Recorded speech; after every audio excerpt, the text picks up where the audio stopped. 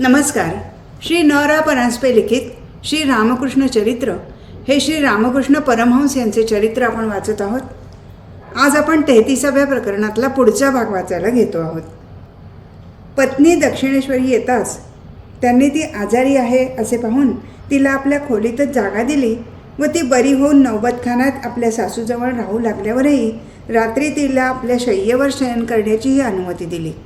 यावरून पत्नीला त्यांच्याविषयी किती आपलेपणा वाटत असेल व त्यांचे सर्व उपदेश ती किती तत्परतेने मान्य करीत असेल याची वाचकांनी कल्पना करावी. यावेळच्या श्री रामकृष्णांच्या दिव्य आचरणाची हकीकत आम्ही मागेच म्हणजे विवाह प्रकरणात वाचकांना सांगितली आहे. फक्त 1-2च नवीन गोष्टी येथे सांगावयाच्या आहेत. यावेळी एक दिवस त्यांचे पाय चेपीत असता माताजींनी त्यांना एकदम विचारले, मी कोण आहे असे तुम्हाला वाटते? श्री रामकृष्ण म्हणाले, जी माता त्या काली मंदिरात आहे तिनेच या शरीराला जन्म दिला असून सध्या नौबतखान्यात राहत आहे आणि तीच आता येथे माझे पाय चेपीत आहे. तुम्ही मला खरोखरच नेहमी साक्षात आनंदमयीच्या स्वरूपातच दिसत असता. आणखी एक दिवस आपल्या पत्नीला आपल्या जवळच निद्रित असलेली पाहून आपल्या मनाला संबोधून श्री रामकृष्ण विचार करू लागले, मना, याला स्त्री शरीर म्हणतात. सारे जग यालाच परम भोग्य वस्तू समजून त्याच्या प्राप्तीसाठी सर्वदा लाळ घोटीत असते. परंतु ह्याचे ग्रहण केल्यास देहासक्तीमध्ये सर्वदा गुंतून पडावे लागते आणि त्यामुळे सच्चिदानंद ईश्वराचा लाभ करून घेता येत नाही. मना, खरे खरे सांग, पोटात एक बाहेर एक असे करू नको. तुला हे शरीर पाहिजे की ईश्वर पाहिजे? हे शरीर पाहिजे असेल तर हे पहा, तुझ्या शेजारीच पडले आहे, ग्रहण कर. असा विचार करून श्री रामकृष्ण आपल्या पत्नीच्या शरीरास स्पर्श करण्यास तयार होणार तोच मन कुंठित होऊन श्री रामकृष्णांना इतकी गाढ समाधी लागली की त्या रात्री ते देहभानावर आलेच नाहीत. सकाळ झाल्यानंतर त्यांच्या कानात किती वेळ तरी ईश्वराचे नामस्मरण केल्यावर मग त्यांची ती समाधी उतरली.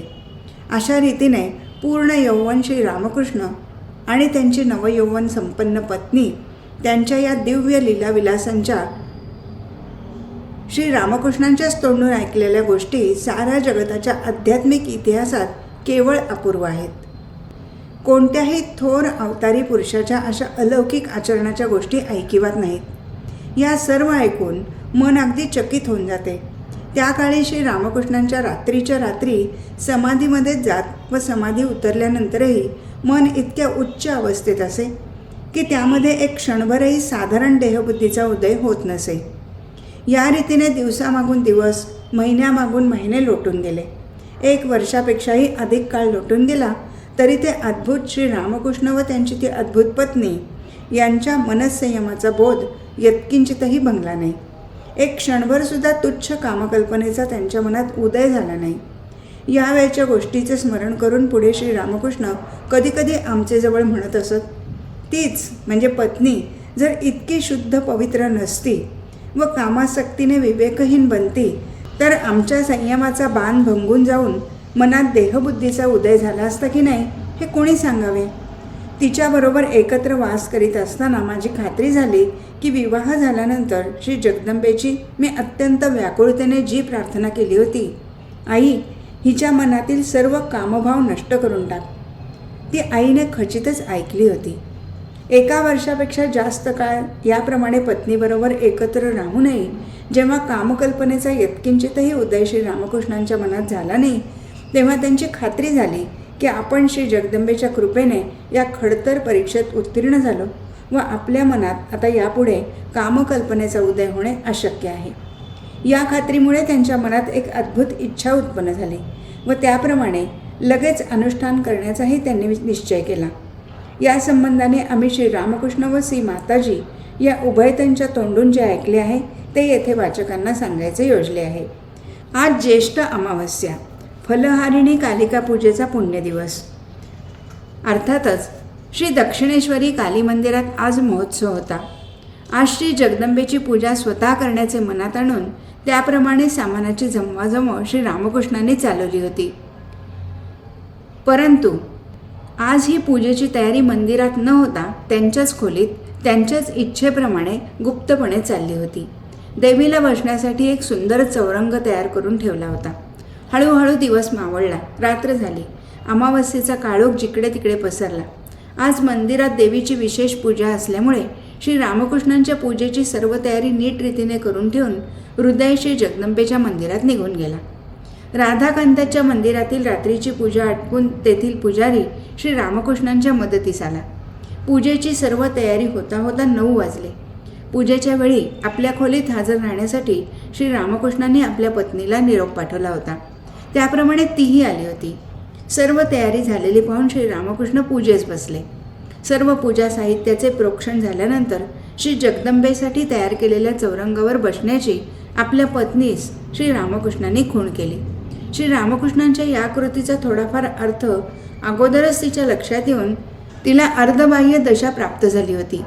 अर्थातच आपण काय करतो हे नीटसे लक्षात न येऊन मोहिनी घातल्याप्रमाणे ती चौरंगावर उत्तराभिमुख होऊन बसली. जवळच असलेल्या कलशातील पाण्याने श्री रामकृष्णांनी आपल्या पत्नीला यथाविधी सिंचन केले.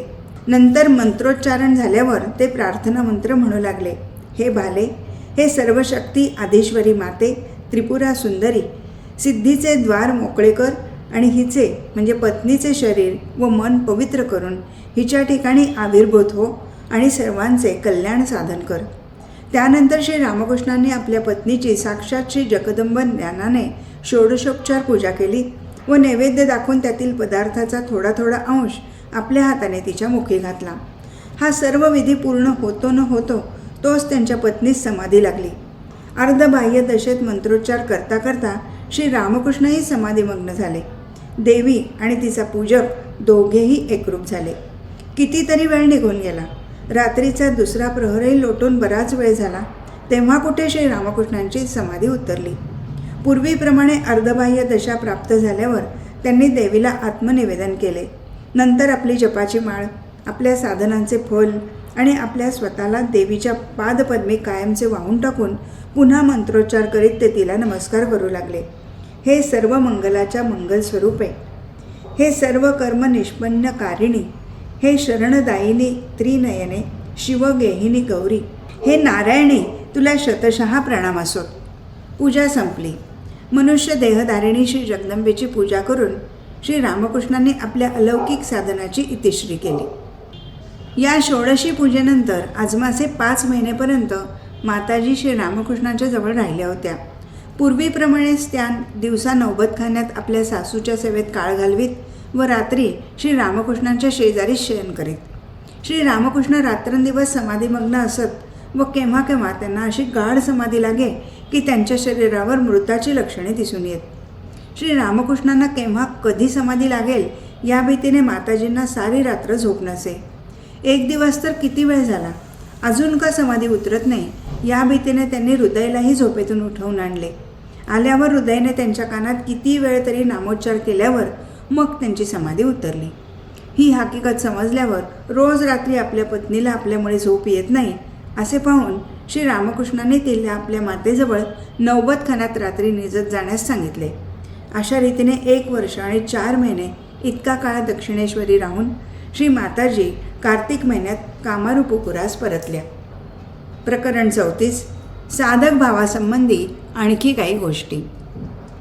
तो एकच पुरुष बुडी मारून इकडे बाहेर निघून कृष्ण झाला, तिकडे बाहेर निघून येशू झाला. शिखांचे 10 गुरु जनक राजाचे अवतार. साधना करून सन्मानाच अशा अवस्था प्राप्त होतात असे नाही. स्वतःकडे बोट करून म्हणाले, इथे काहीतरी विशेष आहे. श्री रामकृष्ण. षोडशी पूजा समाप्त झाल्यावर श्री रामकृष्णांचा अलौकिक साधना यज्ञ समाप्त झाला.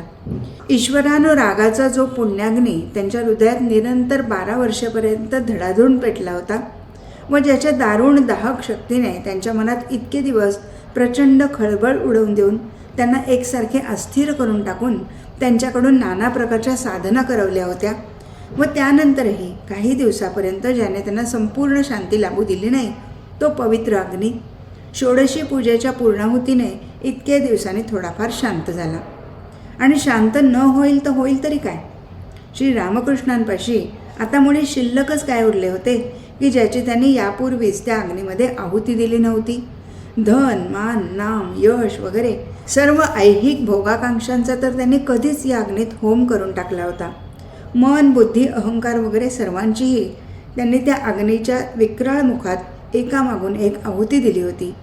नाही म्हणायला नाना प्रकारच्या साधना करून नाना रूपाने जगदंबेला पाहण्याची इच्छा त्यांच्या मनात इतके दिवस शिल्लक राहिली होती, ती सुद्धा आता त्यांनी त्या अग्नीला समर्पण करून टाकली. मग आता तो अग्नी शांत न व्हावा तर व्हावे तरी काय. परंतु षोडशी पूजेला 1 वर्ष कसे बसे लोटते न लोटते तोच त्यांच्या मनात आणखी एका मताची साधना करण्याचे आले. 1875 या सुमारास त्यांचा श्री शंभूचंद्र मल्लिक यांच्याशी परिचय झाला होता व त्यांच्या तोंडून बायबलातील श्री येशू ख्रिस्ताच्या पवित्र जीवनाची व संप्रदायाची त्यांना थोडीफार माहिती झाली होती. या ख्रिस्त मताचे अवलंबन करून त्या मार्गातील अत्युच्च ध्येय हस्तगत करण्याची त्यांना उत्कंठा लागली व श्री जगदंबेनेही आपल्या बालकाची इच्छा आपल्या अचिंत्य लीलेने अद्भुत उपायाने पूर्ण केली. तो प्रकार असा. काली मंदिराच्या आवारात दक्षिणेस यदुनाथ मल्लिक यांचा बगीचा व बंगला होता. श्री रामकृष्ण कधीकधी तेथे फिरत फिरत जात असत. श्रीयुत यदुनाथ व त्यांची माता या दोघांची श्री रामकृष्णांवर फार भक्ती असे व ती दोघे नेहमी श्री रामकृष्णांच्या बरोबर ईश्वरीय गोष्टी बोलत आनंद करीत असत. एखाद्या वेळी त्यांच्यापैकी कोणीही घरी नसले तरी श्री रामकृष्ण तेथे गेल्यावर तेथील नोकरचाकर त्यांना दिवाणखान्यात बसण्याची विनंती करीत. त्या दिवाणखान्यातील भिंतीवर अनेक सुंदर सुंदर तैलचित्रे लावलेली असत. त्यातच आपल्या आईच्या मांडीवर बसलेल्या श्री येशू ख्रिस्ताचेही एक सुंदर चित्र होते.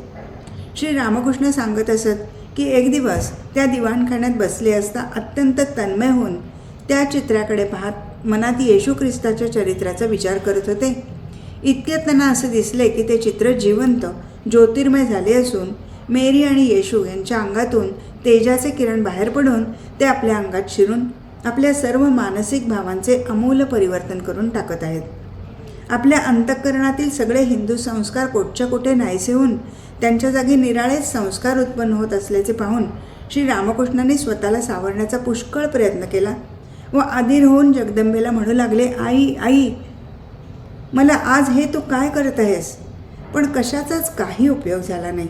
अत्यंत प्रबल वेगाने ते नवीन संस्कार उत्पन्न होऊन त्यांनी त्यांच्या मनातील सारे हिंदू संस्कार बुडवून टाकले. देवदेवतांवरील त्यांचे भक्तिप्रेम कोटच्या कोठे नाहीसे झाले व त्यांच्या जागी येशू ख्रिस्ताच्या संप्रदायावर भक्ती व विश्वास त्यांच्या मनात उत्पन्न झाला. व एका चर्चमध्ये आपण येशूच्या मूर्तीसमोर उभे राहून त्याला धूप दीप दाखवून त्याच्या दर्शनासाठी त्याची व्याकुळतेने प्रार्थना करीत आहोत असे त्यांना दिसू लागले. दक्षिणेश्वरी परत आल्यावर सुद्धा याच ध्यानात ते निमग्न होऊन राहिले व श्री जगदंबेचे दर्शन घेणे वगैरे गोष्टींचा त्यांना पूर्ण विसर पडला. 3ऱ्या दिवशी संध्याकाळी पंचवटीखाली सहज हिंडत असता त्यांना दिसले की एक अपूर्व तेजसंपन्न गौरवर्णाचा भव्य पुरुष स्थिर दृष्टीने पाहत आपल्याकडे येत आहे. त्यांनी त्याला पाहताच ओळखले की हा पुरुष कोणीतरी विदेशी असावा. त्याचे डोळे विशाल असून त्याचे नाक जरी थोडेसे चपटे होते तरी त्यामुळे त्याच्या मुखमंडलाची अपूर्व शोभा काही कमी होत नव्हती.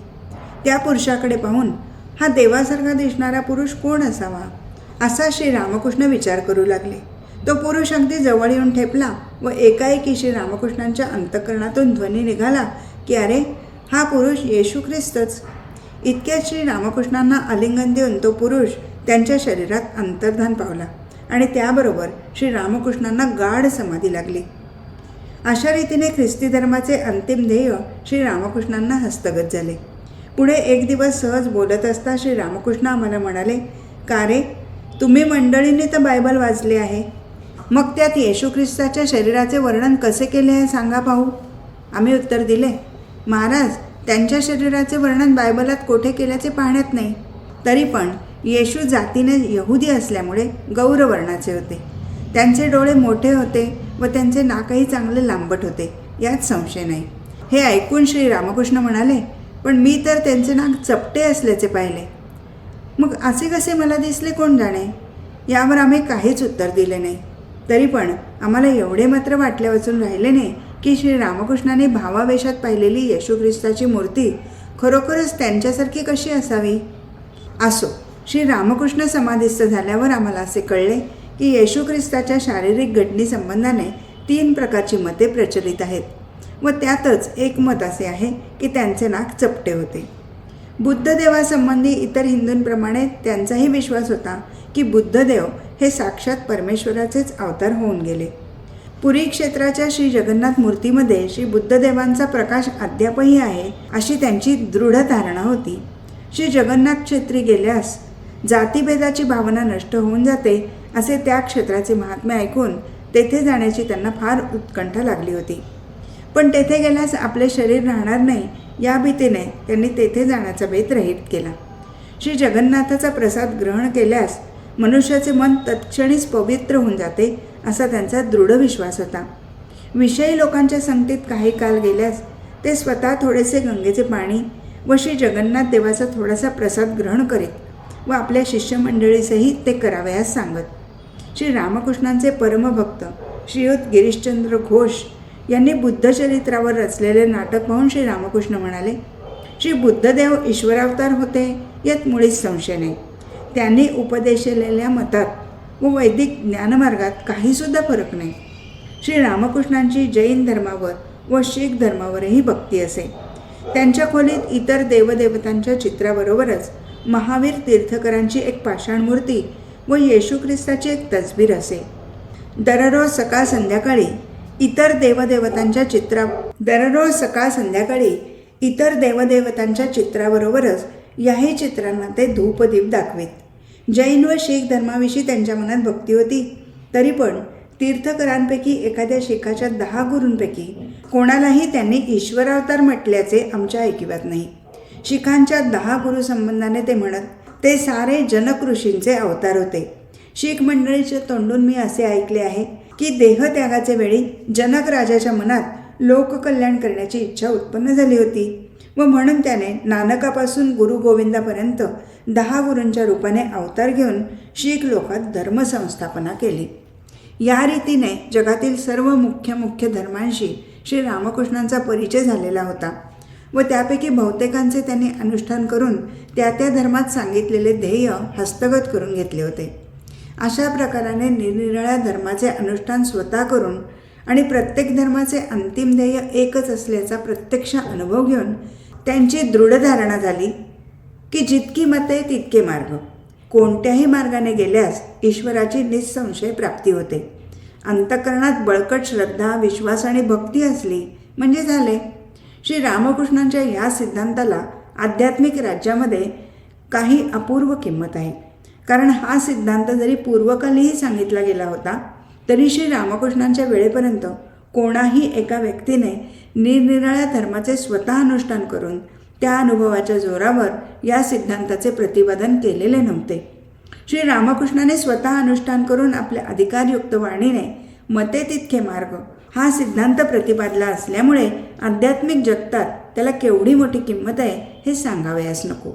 द्वैत, विशिष्टाद्वैत व अद्वैत ही 3 निरनिराळी मते नसून मनुष्याच्या आध्यात्मिक उन्नतीच्या त्या केवळ 3 पायऱ्या आहेत व प्रत्येकाला या 3ही पायऱ्यांवरून जावे लागते असा सिद्धांत प्रत्यक्ष अनुभवावरून श्री रामकृष्णांनी प्रथम लोकांपुढे मांडला. उपनिषदादी शास्त्रांमध्ये पूर्वोक्त 3ही मते ऋषींनी प्रतिपादिली असल्यामुळे शास्त्रोक्त धर्ममार्गामध्ये अतिशय गोंधळ होऊन तो किती गुंतागुंतीचा होऊन बसला आहे हे नव्याने सांगावयास नको. प्रत्येक संप्रदायाच्या आचार्यांनी दुसऱ्या संप्रदायाचे मत खंडन करून आपले मत प्रस्थापित करण्यासाठी आटोकाट प्रयत्न करावा. शब्दांचे अर्थ उलटे सुलटे करावे व अशा रीतीने एकंदर धर्ममार्गच गुंतागुंतीचा करून ठेवावा. असा प्रकार झाल्यामुळे शास्त्रविचार अथवा शास्त्रोक्त धर्ममार्ग असे शब्द उच्चारताच साधारण लोकांच्या मनात धडकीच भरावी यात आश्चर्य कोणते. अशा भीतीचाच परिणाम म्हणजे शास्त्रावर अविश्वास उत्पन्न होणे व भारतवर्षाची सांप्रतची आध्यात्मिक अवनती हा होय. युगावतार श्री रामकृष्णांना हा अविश्वास नाहीसा करण्यासाठीच सर्व प्रकारच्या अवस्थांचा स्वतः अनुभव घेऊन त्यांचा परस्पर संबंध प्रस्थापित करणे भाग पडले. यासंबंधी श्री रामकृष्णांच्या खालील उक्ती लक्षात ठेवण्यासारख्या आहेत. विषयासक्त साधारण मनुष्याला द्वैत भावच प्रशस्त. मनबुद्धी सहाय्याने विशिष्टाद्वैतापर्यंत बोलता व समजता येते. त्यावेळी ईश्वर ज्याप्रमाणे सत्य त्याप्रमाणे जीव जगत हेही सत्य. अद्वैत भाव हा वाक्य मनातीत उपलब्धीचा विषय आहे. श्री रामकृष्णांच्या आणखी एक अद्भुत दर्शनाची हकीकत देऊन साधक भावाची इतिश्री करू. सन 1875मध्ये एकदा श्री रामकृष्णांना श्री चैतन्य देवाचे सर्व जनमनोहर नगर संकीर्तन कसे असे ते पाहण्याची फार इच्छा झाली व ही त्यांची इच्छा जगदंबेने पूर्णही केली. एक दिवस श्री रामकृष्ण आपल्या खोलीच्या बाहेर उभे राहून पंचवटीकडे सहज पाहत असता त्यांना असे दिसले की तिकडून आपल्या खोलीच्या बाजूने दक्षिणेश्वर बागेच्या मुख्य फाटकाकडे एक प्रचंड जनसमूह भजन करीत चालला आहे. असे दिसले की श्री नित्यानंद व श्री अद्वैत यांना बरोबर घेऊन त्या जनसमुदायाच्या मध्यभागी श्री गौरांगदेव स्वतः भाववेशात नृत्य व भजन करीत असून आजूबाजूची मंडळीही देहभान विसरून त्यांच्याबरोबर नाचत मोठमोठ्याने हरिनामाचा गजर करीत आहेत. त्या मेळ्यात इतके लोक होते की त्या मेळ्याचा आरंभ व शेवट कोठे आहे हेही दिसत नव्हते. त्या मेळ्यातील काही लोकांची तोंडे श्री रामकृष्णांच्या पक्की लक्षात राहून गेली व पुढे ते लोक आपले भक्त म्हणून येऊ लागलेले पाहून त्यांची खात्री झाली की पूर्वजन्मी ते लोक चैतन्यदेवाचे भक्त होते. या अद्भुत दर्शनानंतर काही दिवसांनी श्री रामकृष्ण आपल्या कामारूपुकूर गावीस व हृदयच्या शिऊड गावी काही दिवस राहण्यास गेले होते. शिऊड जवळच श्याम बाजार म्हणून एक गाव असून तेथे पुष्कळ वैष्णवांची वस्ती आहे. त्या ठिकाणी नित्य भजन चालत असते असे ऐकून तेथे जाण्याची श्री रामकृष्णांना इच्छा झाली. श्याम बाजार जवळच बेल्टे म्हणून एक गाव आहे. तेथील श्रीयुत नटवर गोस्वामींनी यापूर्वी श्री रामकृष्णांना पाहिले होते. श्री रामकृष्ण शिऊडला आल्याचे ऐकून त्यांना आपल्या घरी येण्याचे आमंत्रण पाठवले. हृदयला बरोबर घेऊन श्री रामकृष्ण तेथे गेले व तेथे 7 दिवस राहून श्याम बाजारच्या वैष्णव मंडळीचे भजन त्यांनी ऐकले. श्याम बाजारच्या ईशानचंद्र मल्लिकांजी त्यांच्यावर भक्ती जडली व त्यांनी श्री रामकृष्णांना आपल्या घरी भजनास बोलवले. भजनाच्या वेळचा त्यांचा भाववेश आणि मधुर नृत्य पाहून जमलेली सर्व मंडळी तल्लीन होऊन गेली. लवकरच श्री रामकृष्णांच्या अद्भुत भजनाची कीर्ती त्या व जवळपासच्या गावात पसरली. हळूहळू त्यांचे भजन ऐकण्यास व त्यांच्याबरोबर भजन करण्यास जवळपासच्या गावातून लोकांच्या झुंडीच्या झुंडी श्याम बाजार गावात येऊ लागल्या व त्या गावात रात्रंदिवस भजने सुरू झाली. हळूहळू लोकात अशी बातमी पसरली की एक जण मोठा सुंदर भजन करणारा भगवत भक्त आहे. तो भजन करताना काही वेळ मरून जातो व पुन्हा काही वेळाने जिवंत होतो. मग काय विचारावे, श्री रामकृष्णांचे दर्शन घेण्यास लोकांची इतकी गर्दी लोटली की काही विचारू नये. झाडावर चढून घरावर बसून जिथे जागा सापडेल तिथे जाऊन लोक त्यांचे दर्शन घेऊ लागले. त्यांच्या चरणावर मस्तक ठेवण्यासाठी तर याहूनही अधिक गर्दी होऊ लागली. लोक दर्शन घेण्यास व पाया पडण्यास जसे काही वेडे होऊन गेले होते. हा प्रकार एकसारखा 3 दिवस चालला होता. श्री रामकृष्णांना जेवण खाण्यास की विश्रांती घेण्यासही वेळ सापडेना हे पाहून हृदयाने चलाखी करून त्यांना लपवून घरच्या मागच्या दाराने शिवडास नेले. तेव्हा कुठे श्याम बाजारची गर्दी मोडली व श्री रामकृष्णांना विश्रांती मिळाली. काही दिवस शिवडला राहून हृदयसह श्री रामकृष्ण दक्षिणेश्वरी परत आले. आज इथेच थांबू. हरिओम तत्सत.